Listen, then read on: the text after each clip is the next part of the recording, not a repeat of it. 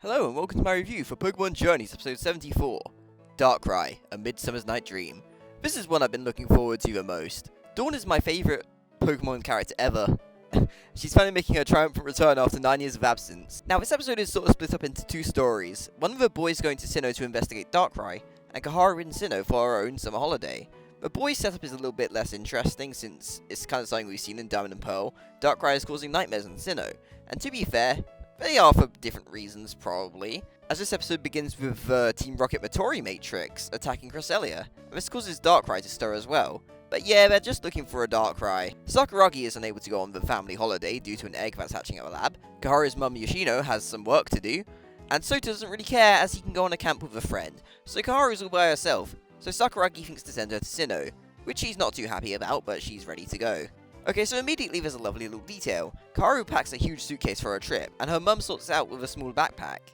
This is in reference to the start of Dawn's journey, where she did the same thing. Much like Go trying to catch Iris, or Lana hooking up Go, it harkens back to her companion's first appearance, to when they met Ash. But in this case, Dawn didn't meet Ash.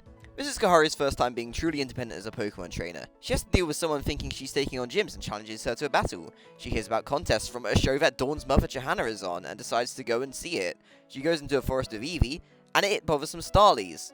It's just interesting to watch her explore the world by herself for once, and she doesn't get defeatist about travelling because Eevee's there for her. We cut away to the boys, and as mentioned, they're just kind of investigating, asking around to see if anyone's seen Darkrai, and very excitingly, we cut to a lovely Team Rocket trio, which Matori is asking them to capture Cresselia for her. At the start of the episode, Matori and her team were the ones attacking Cresselia, so of course the trio are a bit apprehensive and are ready to let her fail. But with some smooth talking and mentioning an order came from Giovanni, the trio are happily off to Sinnoh, but, you know, if they fail, the blame's gonna go on them, so, yeah. Back with Kaharu, we see her at a lake. I don't know if it's supposed to be Lake Verity, I think, the one that's close to Twin Leaf Town. But still a very pretty scene. And she sets up camp for the first time. I know we've seen some camping in Journeys, but it's something we don't get a lot of, so I really do appreciate it. When she's got a fire going with some steel and a flame, it's very nice. And it's also very surprising when a rogue Piplup comes diving in for some. His trainer is right behind it, and falls over. After 9 years, Dawn has made her triumphant return, and this felt so much like meeting an old friend. She didn't have any food of her own, so she and Kaharu get to know each other over a meal. And Dawn tries to talk Kaharu into entering the contest, and reveals she's taken part in contests in Sinnoh, Hoenn, Johto, and Unova.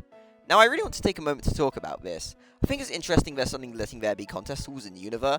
It wasn't really a contemporary thing at the time with Best Wishes, so we never really saw a contest in Unova. But now we're getting the retroactive edition of that. I hope this means there'll be a chance to see more contests around the Pokemon world and Journeys. It's also nice to have the confirmation that Dawn did fully travel Unova and Johto after we last saw her. There's also a nice little reference to Ash and Brock from Dawn as she mentioned she travelled with a group of 3 in Sinnoh. And then she invites Kaharu to come along with her to where the contest is being held, in Jubilife City, which is coincidentally where Dawn had her first contest. Now in a complete shift of tone, the boys are back at the lab, and well, we get an incredible scene where Renji and Kakuna are doing the Team Rocket motto, and they're all part of Team Sakuragi, with Sakuragi ordering all Pokemon in the park to be used for an assault. Yeah, this was a nightmare, and the boys run out seeing Darkrai.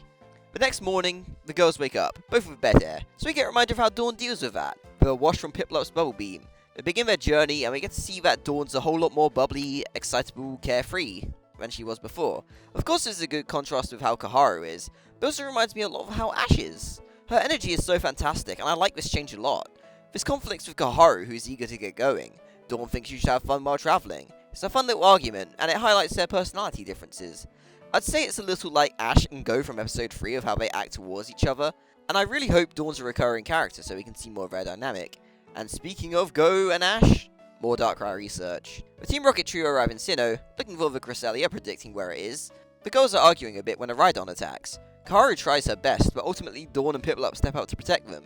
Despite the type advantage, Piplup is knocked back and Eevee shows off Copycat. Piplup kinda had to have it happen to show off Eevee to Dawn. Sad, but whatever. Rhydon gets knocked down by a copycatted Bubble Beam and falls asleep. And this whole situation mends their argument. The boys end up at the forest where they think Darkrai is. The girls see a mysterious creature in the woods. It's a wounded Cresselia, and that's the end of the episode. So I guess the biggest thing for me is that I was shocked seeing Dawn and Ash not reunite this episode, which is the thing I'm most excited for, but like that isn't a bad thing at all. I'm actually very glad they're taking their time with this story. These are a special set of episodes. Dawn is lucky enough to be the first character to get 2 return episodes back to back. They made this a fun little slow burn. The meeting between the old friends next week will be incredible.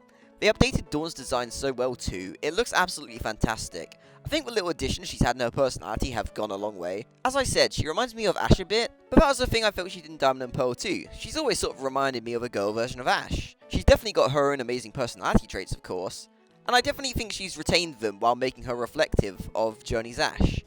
It's great to see Piplup too. He's still the little chaotic menace I remember him being. It's a really good Pokemon paired along with Eevee as well.